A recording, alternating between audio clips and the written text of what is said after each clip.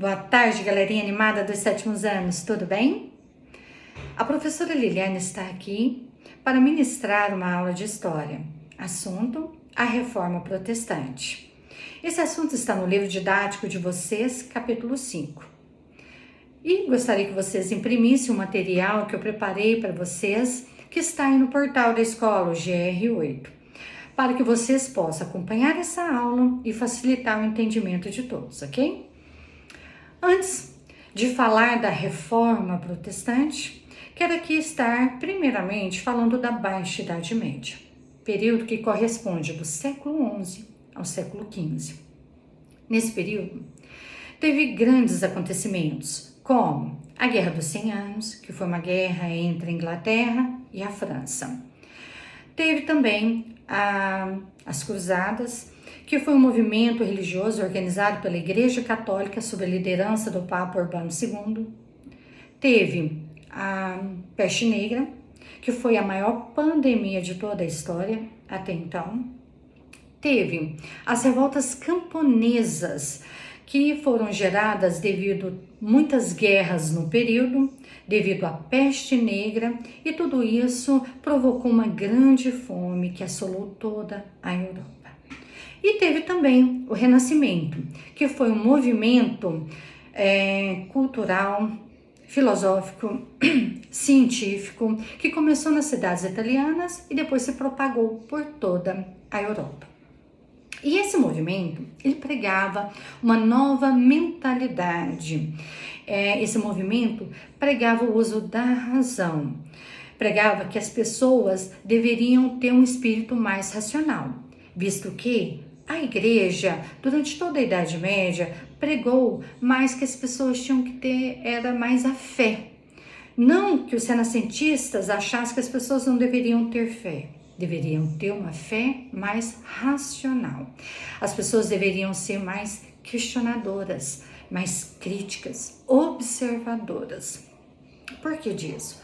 Porque durante toda a Idade Média, a igreja pregou muitas inverdades. E as pessoas não questionavam de onde vinham, as teorias pregadas pela igreja. E essa mentalidade vai mudar no final da Idade Média e início da Idade Moderna. Tudo isso graças a esse movimento que foi o Renascimento. E esse movimento, ele vai acontecer quase que junto com a Reforma. Então, quando a Reforma Protestante, ela vai acontecer, essa reforma que foi liderada por Martinho Lutero, um alemão, ele vai encontrar um terreno fértil para que as suas ideias ganhem força e se propague por toda a Europa.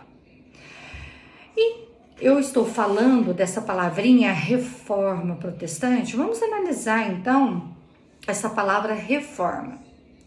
A reforma, ela precisa ser feita em algo que já existe e que necessita de mudança. A reforma, ela é feita em algo que já existe e precisa de uma transformação. E quem precisa de uma mudança e transformação é a toda poderosa Igreja Católica.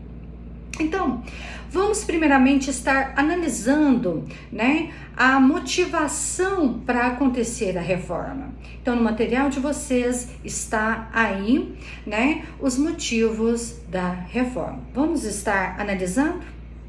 O primeiro motivo da reforma é a letra A, o poder universal do Papa.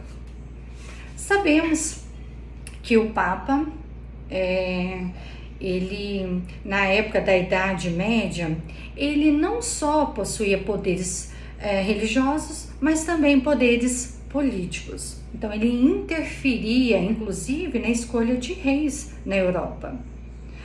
Nós sabemos que, como estudamos, que na Idade Média, uma das características da Idade Média era a descentralização do poder.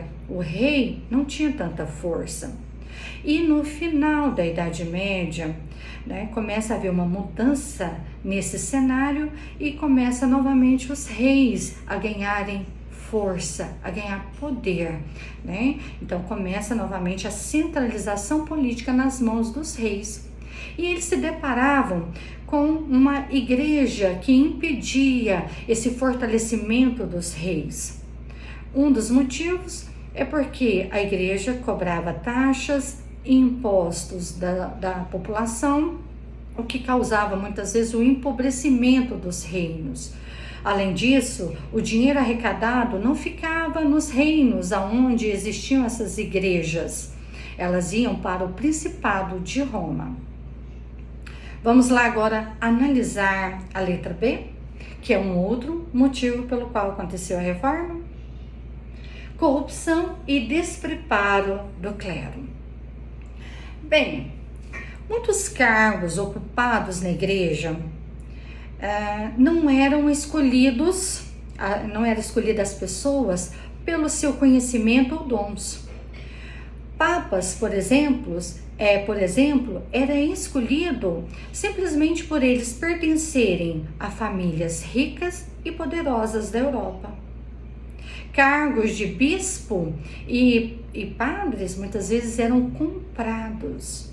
Isso gerava uma insatisfação tanto interna de muitos religiosos da igreja que trabalhavam de forma séria, quanto gerava insatisfação de muitos fiéis que passaram a observar como a igreja católica funcionava. Além disso, muitos religiosos não respeitavam o celibato. Muitos religiosos, que faziam o seu voto de castidade, eles tinham mulheres e filhos. Então, era incoerente o que eles pregavam com a forma como eles viviam.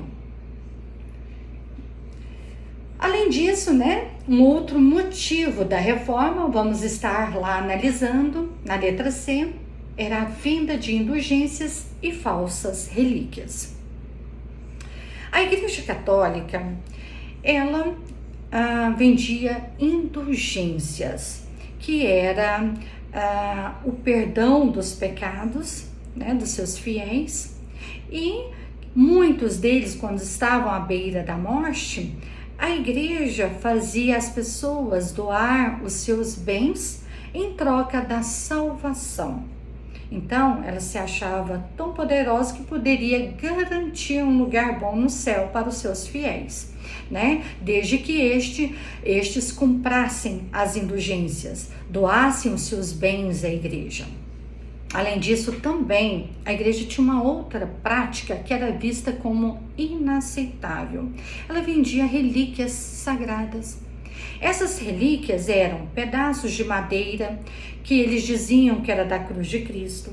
Vendiam pedacinhos de pano falando que era do manto de Cristo.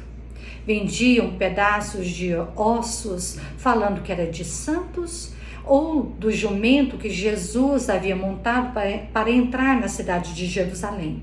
E assim, tantas outras relíquias que eles vendiam e que não eram sagradas.